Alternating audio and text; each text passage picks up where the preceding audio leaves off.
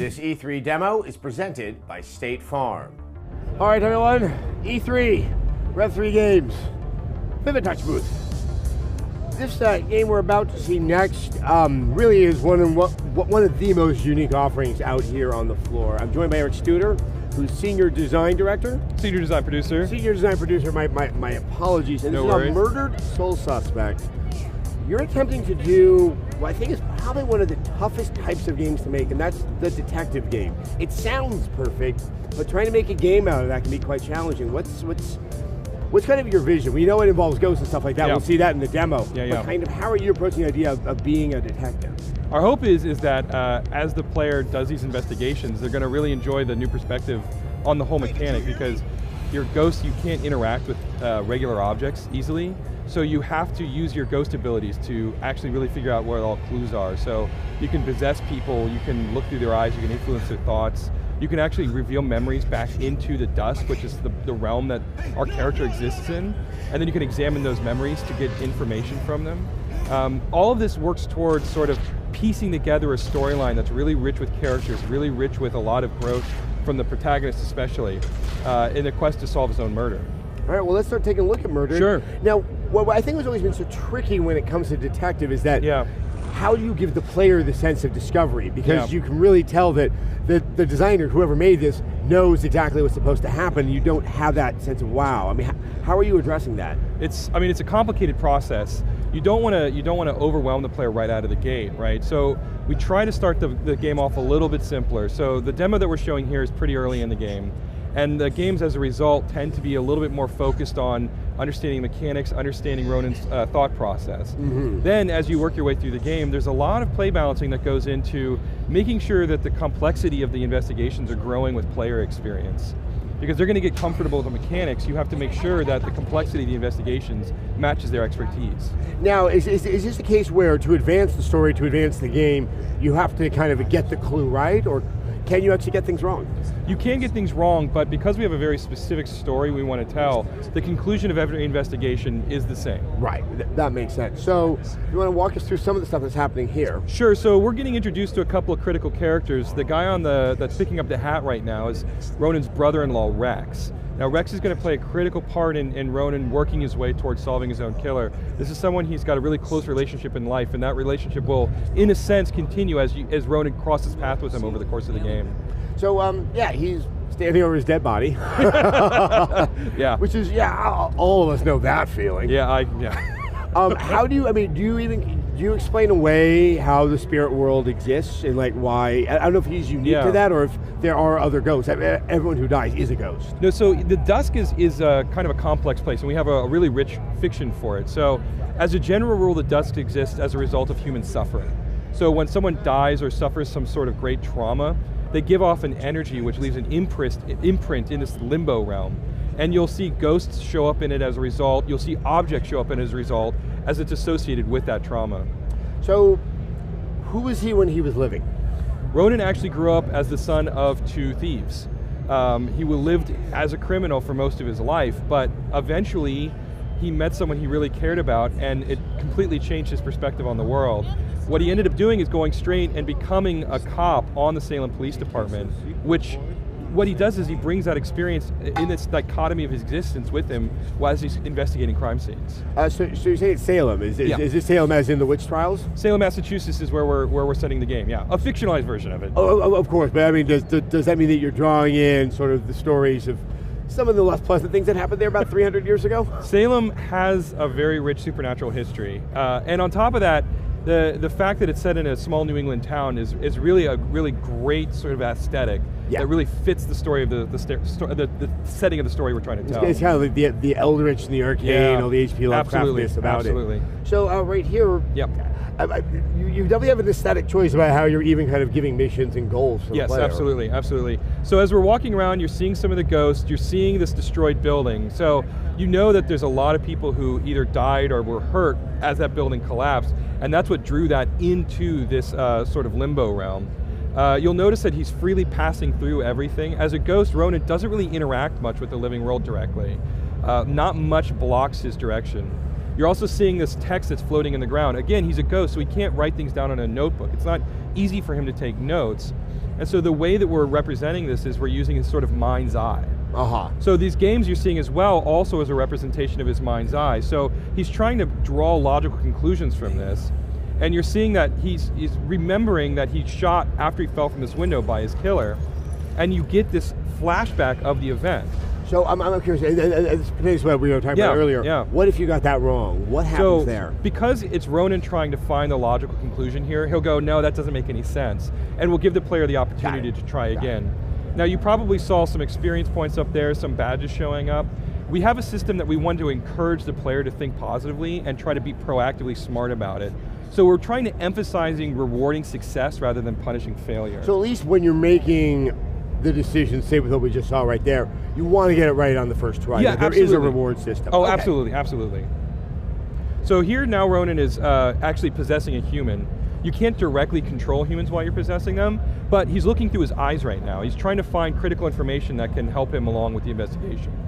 So I was about to say, can you take over humans to the point where you can make them move around and make them do things? We have the ability to sort of influence their thought and influence their behavior in a very limited capacity. Okay. But the point of Ronan's ability as a possession is used mostly for an investigation, mostly as a strategy for combat, which you'll see later in the demo. Well, I was just thinking that because your main character, the one that you're controlling, is a ghost, I assume you can save a little bit on the physics budget. Yeah. Because you're not knocking over a bunch of objects in the world. Yeah. He doesn't hit many things. So you see here he's actually listening on a conversation that was inaudible otherwise. So you have a lot of these indirect abilities to interact with the living world, but that's the double-edged sword of being a ghost, right? So you can't directly influence what's happening around you, so you have to think in abstract ways and lateral ways to figure out how to leverage your abilities to solve these crimes. Well, I mean, this is probably, I even hate using the term, the closest corollary in game design would be like the old adventure games, where you're kind of, you're looking around the world and stuff. How do you, though, educate the player to start thinking in what is a very new way in this game? Yeah, well, again, this is the first investigation, and so you'll see that the puzzles here were not really asking the player to make these really great abstract leaps. We want them to go, oh, I understand, I can actually possess people, I can find other ways about going around this investigation. And we experiment with that a lot here, and then you'll see it again once we get to the 4th floor of the apartment. The goal is to get the player comfortable with being a ghost and not having the usual tools that you would expect in a game like this. Okay, so once again, we're looking at sort of some options here. Yeah, so he's actually right now influencing the thought process of this woman. We're getting her to think about something. She's so distraught by what she saw, she can't communicate clearly to the cop. But I can read her mind and then get information I wouldn't be able to get otherwise. So that's the other thing, is that while he might be able to solve who killed him, he can't exact justice on him. He has to be able to influence all the people around him. And that's one of the largest challenges for the character, is that he believes that his unfinished business is to solve his own murder, right? And that's how you move on as a ghost. But how do you do that? And that's a critical component of the project. I mean, do you sort of deal with, I guess, his afterlife emotional state? Does he deal with the sense of loss? I mean, he definitely comes across as a hard-boiled gentleman. Yeah, absolutely. We talk about his sort of coming to terms with being trapped in this space, and he does mask it a lot because he is sort of this very sarcastic on the outside guy. But yes, he does struggle with the fact that he's got all these relationships that he's not really a part of anymore. How do you deal with sort of the character's acting? I mean, you're spending a lot of time in this story with this one character. Was there motion capture? Was there performance capture? Yes, we had full body motion capture and full facial motion capture. So it's really great too. The actor who portrays Ronan, Jason Brooks, is this very, very physical. He's got this amazing body language. And using the motion capture, we really get to capture a lot of the sort of character he brings just to Ronan naturally through his performance. So it looks like he's about to go into the apartment. Yeah, and ghosts tend to pass through walls. We've already seen it pass through objects, but I'm leading you here. That is an issue in this part of the game. Yeah, so fictionally speaking, the town of Salem, again, it goes back to that supernatural origins. They actually, to prevent spirits from freely entering, evil spirits from freely entering and exiting places, they actually christen the locations, they christen the foundations of the buildings. What this does is it creates a supernatural barrier that actually, it's one of the few things in the living world that actually prevents ghosts from freely entering and exiting.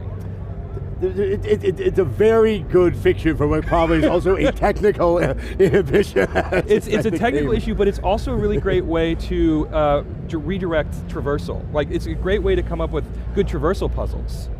Okay, that's a very good point. And then also, if when you're in this investigation, you don't want your player going so far astray that they're losing sight of what they have to do. Absolutely. You want to keep them engaged throughout it. Absolutely. But once he's inside an edifice, he does get to move through. You'll see that just just here in a second. Yeah, he's not bound pretty much by any physical object in the spaces once he's inside of a building. He's going to start investigating the apartment, and as we play through the demo here, you're going to see him start to see objects that he can interact with. He can kind of snoop on other ghosts that are moving around here. So you'll see him walk inside this wall here in just a moment. And that's just the beginning of it. So is there a sizable ghost club in Salem? As a general rule, anybody who has any sort of unfinished business, no matter how big or small, winds up in the dusk in our fiction. So you will interact with other ghosts in the environment as you make your way through the game. Well, given the fact that he is a detective, I mean, can he finish other people's business? So actually, it's a good question. We're seeing a side quest here. Oh. Now this girl was, that was perfect. it was perfect timing.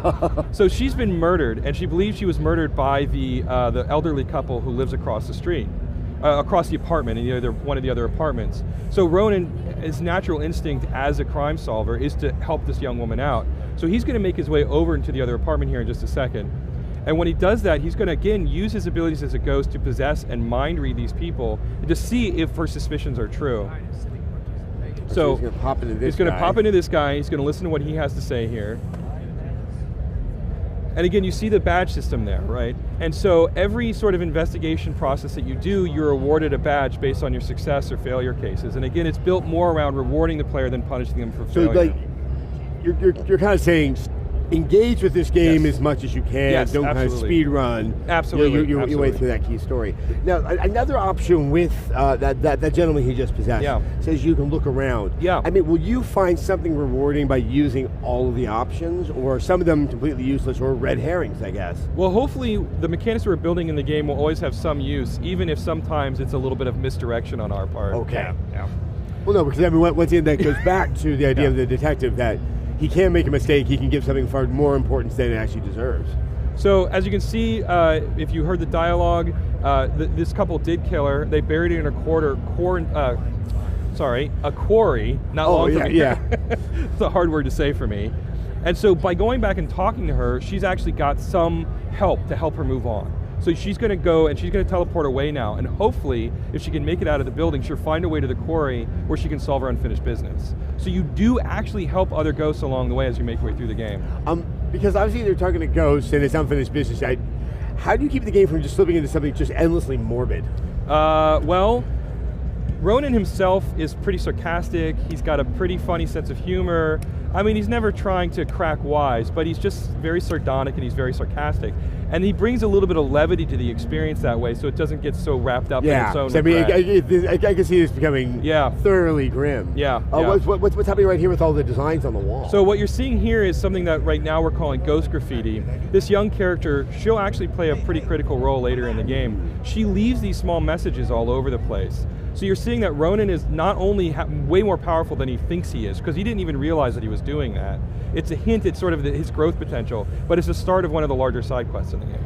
Oh, okay. Oh, so you kind of see this game is structured by having that main plot and sort of branching stuff, and then all just kind of flows back into this idea of sort of, I guess, upgrading. Yeah, we do have so when he starts the game, obviously he's very brand new to the Dusk, right? So he's not really aware of all the things that he's capable of. The longer you spend in the Dusk, the more powerful you kind of become as a result. And you're seeing some of the early signs of him growing as a ghost. You'll see that he gets experience at some points in the game. That allows you to upgrade even further some of the abilities that you get naturally as you progress through the game. So is he now sort of working on a side quest that was established by that graffiti? That was the very start of it, but what I'm doing here is actually just showing you poltergeist. You do have some very limited ways of interacting with the living world. By turning on the stove, you're actually drawing this woman over here going, what's going on? I don't get this. Oh, okay. And this is simple poltergeisting, right? But you actually use that mechanic to solve some of the more complex puzzles later in the game. Because you still need to figure out ways to manipulate the humans Absolutely. to get them to do the things that you can't interact Absolutely, absolutely. So we're going to move up to the 3rd floor now.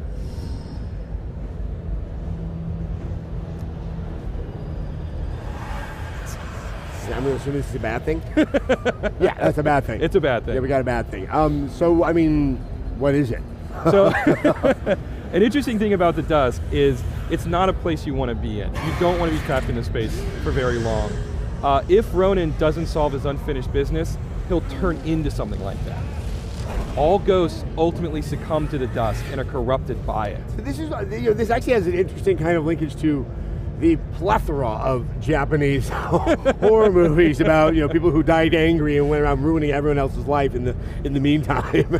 So our creative director actually is Japanese. Shio Kawasan comes from Square Enix Japan. Well, so in all fairness, that is just embedded in certain mythologies in East Asian culture. Oh yeah, it's not absolutely. like it's just invented absolutely. for pop culture. But the great thing about it though is when he brought the concept to us at Airtight, the notion of what a ghost is sort of universal. And so there's this almost immediate common language that we were able to work from as we sort of blend some of the more Western lore with the Eastern lore there. But in truth, Shio Kawasan just really likes the concept of ghost regardless of its cultural origins. Well, I mean, what comes with it is a sense of mystery, a sense of the unknown, but there is that sort of humanistic treatment in this that like, hey, things you do in your life will have some type of ramification in the afterlife. Oh, absolutely, and I think the storyline really emphasizes that fact. So here you can see him using some of his combat abilities. You saw him jump inside of that police officer. While you're in Ghosts, the demons can't see you. So you can use that to sort of make your way around them. I'm using pass-through here to get into this apartment. And now I'm going to use another ability called, we're calling Teleport right now. Teleport allows you to move really quickly and silently. So again, you get behind them and then you can destroy them when they're not expecting it. If you try to attack the guys head on, they will instantly kill you. Well, not instantly, but they're very dangerous. What's kind of the explanation in the fiction of how they're getting rid of these evil ghosts? So right now, Ronan, what we've got is when they're unaware, basically their guard is down, and you can actually get inside of their essence and then rip them apart from the inside out. So because they have no soul left, they're weak in that sense.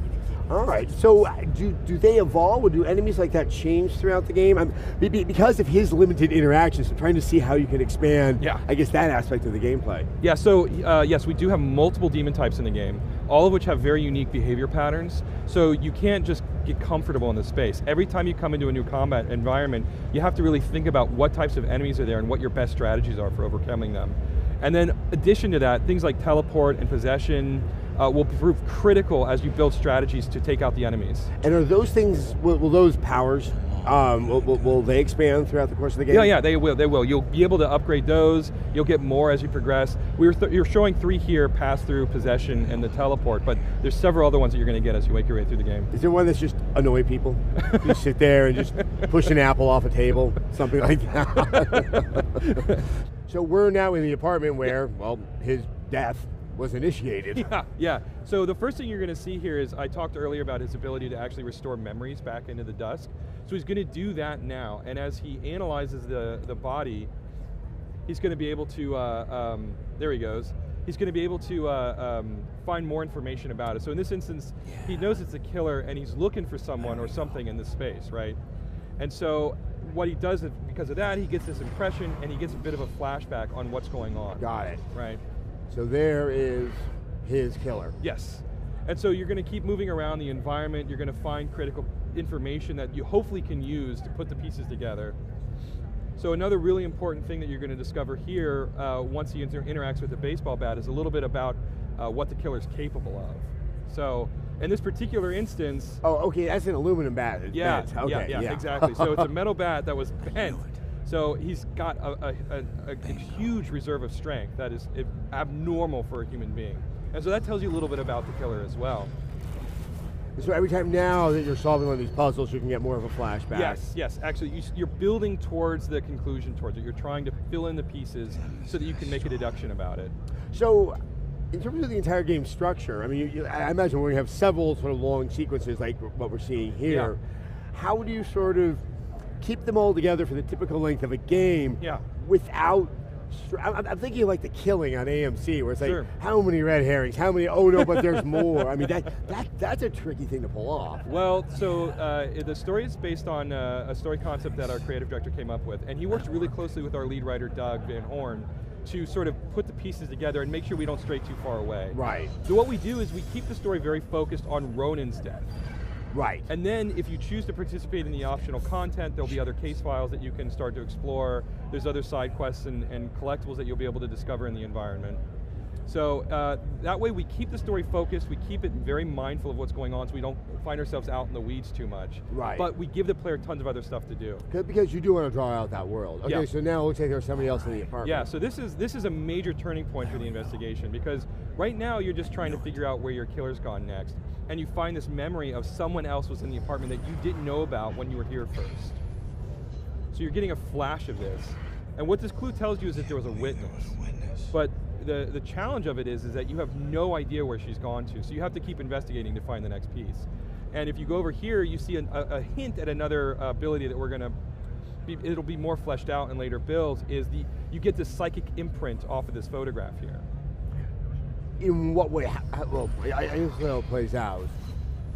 So now we know where she's gone to. So you have, okay, so like a photograph somehow retains something else that's part of the story. Absolutely. So like the dusk is almost a memory of suffering, other sorts of imprints of things come, and you can get connections from that as a result, because of your connection to the dusk and these objects that are connected to the dusk as well. I mean, how challenging was it, to take what are kind of essential gameplay elements, kind of like how do you find out where the girl went, and then trying to kind of refashion them inside the idea of this ghostly world?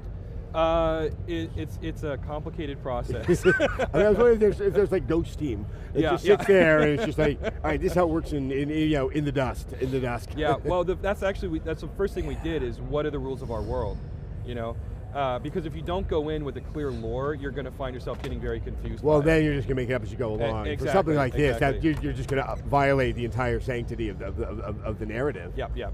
All right, so we've completed the deduction, and the minigame actually had the player putting the pieces in order. So he's reconstructing the timeline.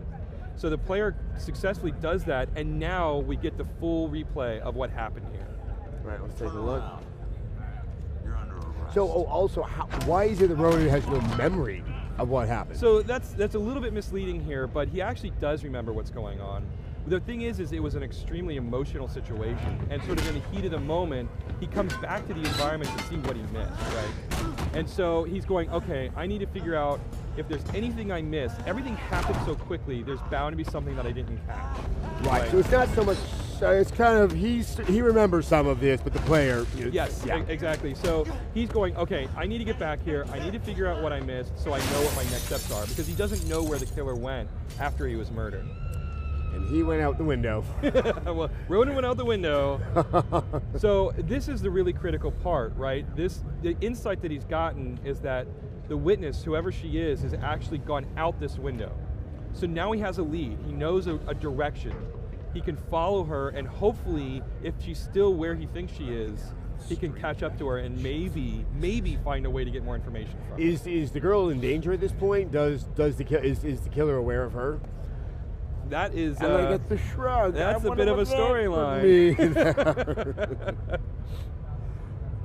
So, as you can see, he's going to head towards the window now. This is his best bet, going and following her tracks. Right. So, I mean, is what we're seeing in this demonstration indicative of, like, well, obviously there'll be greater challenges, but are we going to see most of what we saw here sort of reapplied in various ways, or do you even expand more gameplay types? So yes, the themes here is, I believe, a core pillar of our product, because we have this really rich storyline that we want the player to sort of discover on their own through these investigations. But you're also going to see things like traversal. You actually make your way through the world of Salem. You can revisit the different places you discover and take on side quests that way. And you also obviously saw the combat. You're seeing a little bit of a hint here of the graveyard. This is a beach area that you see later in the game. So there's tons of different places to explore and discover, lots of different environments. All of it is very critical to what happened to Ronan. Well, I gotta say, once again, it's established itself as a very unique, and I'm very happy to see people trying to do what I love is the detective genre. So, Cool. Yeah. Thank you so much for your time. Absolutely, it's a pleasure. Thanks for having me. Remember, in real life, you can't just reload your last save. Take your insurance game to the next level. Visit statefarm.com.